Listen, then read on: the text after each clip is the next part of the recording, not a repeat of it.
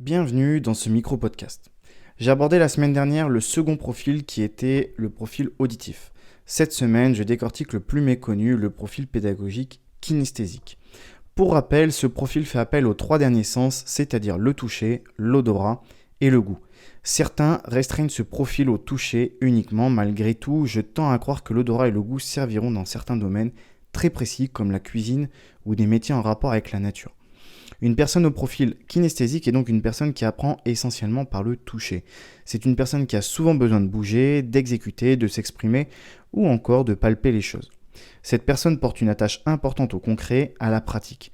C'est une personne finalement qui aura souvent tendance à être distraite si elle reste assise trop longtemps ou s'il n'y a pas une stimulation externe. Ce type de profil aura souvent un besoin de balayer complètement une situation pour en avoir tout l'éventail avant même d'entrer dans les détails.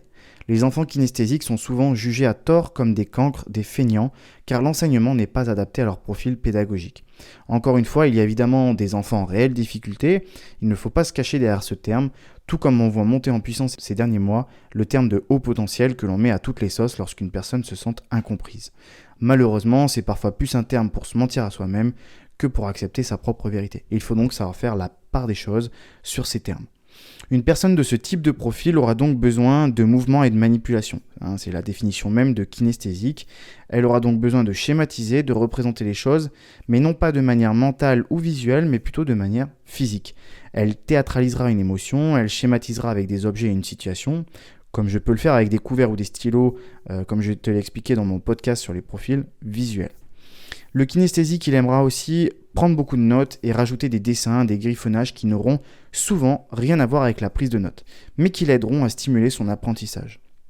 Un exemple factuel, c'est celui d'un étudiant ou d'une étudiante qui préfère apprendre des notes manuscrites plutôt que numériques.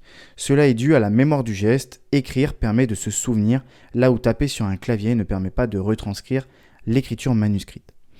Si tu fais des recherches, tu verras que ces profils pédagogiques sont extrêmement controversé.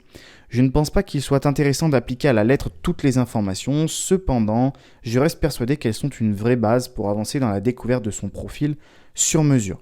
Chacun est différent et il est impossible d'étiqueter chacun d'entre nous dans une des trois catégories. Il est plutôt intéressant de connaître tous les profils, les différentes techniques permettant de comprendre et d'apprendre. Mais finalement, le meilleur conseil, je pense, c'est de se connaître soi-même et comme souvent, d'essayer. Ce qui fonctionne pour un cours, pour un sport, pour une situation, ne sera pas forcément vrai pour les autres situations. Il faut donc savoir être agile et savoir s'adapter, donc connaître le plus de techniques possible et savoir jongler entre elles. J'espère que cette série de podcasts t'aura appris des choses et je te retrouve la semaine prochaine.